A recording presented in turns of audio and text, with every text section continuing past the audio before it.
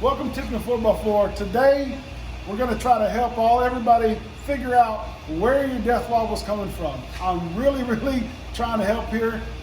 I can't type this every time it comes up on Facebook, like 4 times a day. Someone's asking about their death wobble. We're going to cure all that today. Before we get started, really quickly, how do you know you have death wobble? If your steering wheel is just kind of shaking a little bit, around 40, 50 miles an hour, that's not death wobble. You have tire shimmy. Go to a tire shop. Stop asking me about your death wobble. We're good.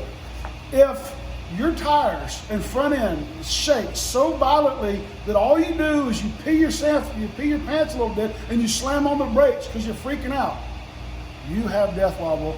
Let's cure it. First, you got to know what the parts are. So here's the front end of the Jeep. This is a TJ. It's going to be the same on any solid axle Jeep, JK, JL, Cherokee, whatever. It's all the same. All these moving parts here is part of your steering. Slack in any of these is going to cause your death wobble. Right here is your steering. This is your drag link, and this is your pitman arm. So coming in here, your pitman arm, this is a connection point. If there's slack here, this pitman arm comes over to your tire, to your seat. There's a connection point right here. If there's slack, this connects your tie rod over here. There can be slack here or here, if there's any slack at all. Also, you got this here. It connects to your frame, okay? And over here is the bracket where it connects to the axle. There could be slack there. If there's any slack there, it's gonna cause your front end to go left and right over and over again. That's the main causes of this. We're gonna show you how to find this stuff.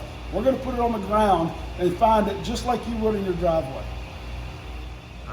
All right, first of all, to get this figured out, go into the house, grab your wife, your daughter, your son, somebody that's willing to help, have them sit in the Jeep with the Jeep in park and the key turned on and the motor off. They're gonna grab their steering wheel right here at 12 o'clock and they're gonna move to about 2 o'clock to 11 o'clock, back and forth, there you go. About that kind of a pattern right there. And they're gonna keep doing that. They're gonna keep doing that while we go around to the front of the Jeep. This is really simple stuff. All right, we're under the Jeep. We have our assistant up in the front moving things. So now we're looking at our pitman arm.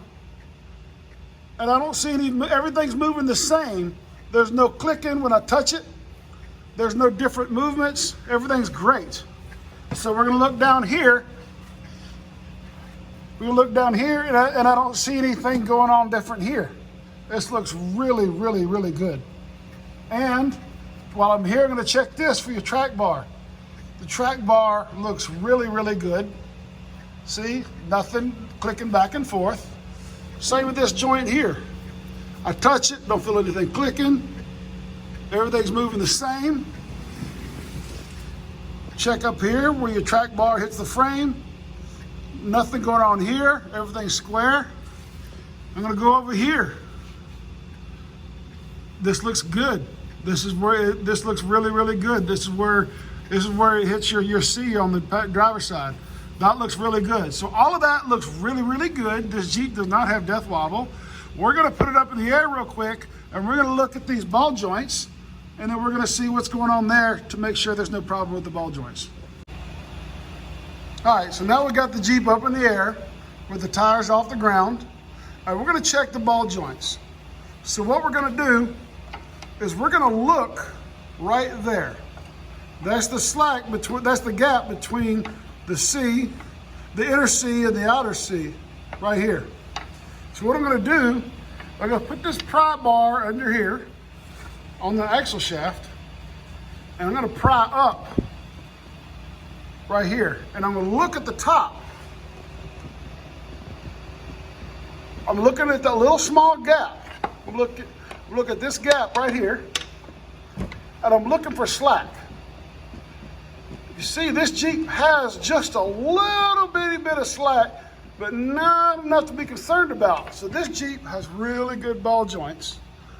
We're gonna go to the other side, and we're gonna be looking right in here at that gap, and we're gonna pry on the bottom. We're gonna be doing the same thing. And I got almost no movement at all over here. So this Jeep has really, really good ball joints, and we've checked all the steering components. We don't have anything going on with the steering components. That's good.